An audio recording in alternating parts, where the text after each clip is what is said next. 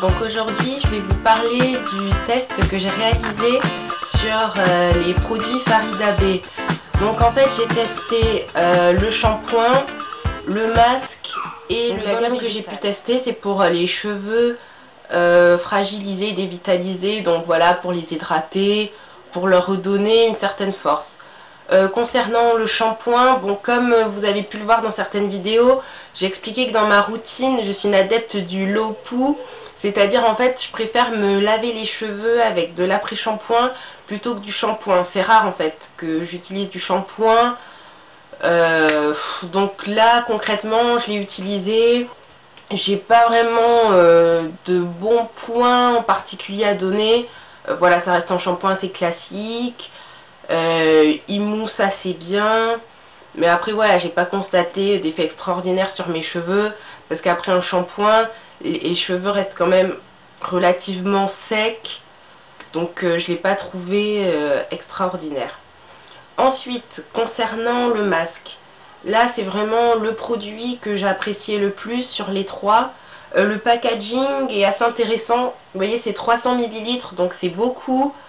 Donc le masque, voilà, avec 300 ml, ça peut durer quand même un certain temps. En plus c'est en tube, donc c'est plus pratique que les masques souvent qui sont dans les pots, où c'est avec le doigt qu'il faut récupérer.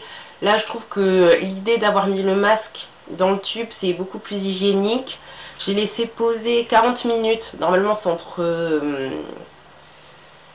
entre 5 à 15 minutes, mais moi j'aime le laisser poser assez longtemps. J'ai mis de l'aluminium autour de ma tête pour former un espèce de casque pour que la chaleur du cuir chevelu fasse pénétrer le masque à l'intérieur du cheveu. Et quand j'ai rincé, c'était vraiment nickel. J'avais les cheveux bien démêlés, bien nourris. Ça, voilà, le masque, c'est vraiment le produit que j'ai apprécié au niveau des promesses qui est d'hydrater, de revitaliser les cheveux. On peut dire que le masque, il tient ses promesses sans problème. Donc le dernier produit de la gamme que j'ai testé, c'est le baume végétal nourrissant. Donc il se présente voilà comme ça.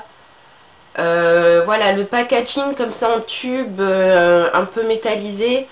C'est vrai que c'est pas très pratique parce qu'en fait le baume est sous forme un peu d'une espèce de pâte. Je vais vous montrer.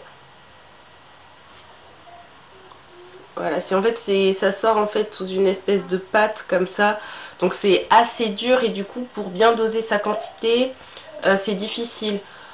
En général, bon, les baumes ils sont quand même plus ou moins légers, donc la première fois que je l'ai utilisé, je me suis servi une bonne quantité et là c'était vraiment l'erreur fatale à ne pas faire parce que c'est hyper gras.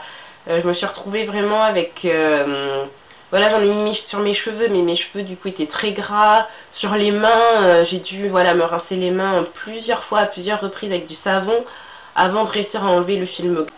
Heureusement que la première fois que je l'ai testé, j'avais fait ça le soir. Comme ça, après pendant la nuit, ça a eu mes cheveux ont eu un peu le temps quand même d'absorber le baume. Et du coup, le matin, j'avais les cheveux un peu moins gras.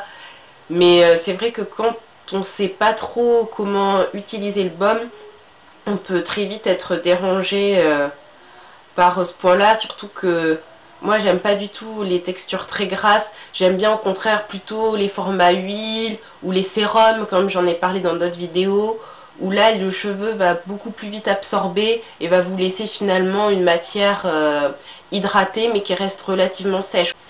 Ça sera pas gras, donc à la rigueur j'aurais préféré plutôt pouvoir tester...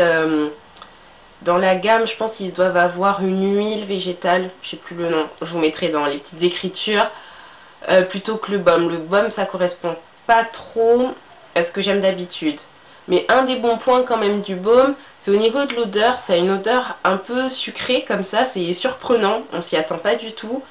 Et c'est vrai que c'est bien, voilà, des produits qui sentent bon, qui ont une bonne odeur, c'est toujours agréable.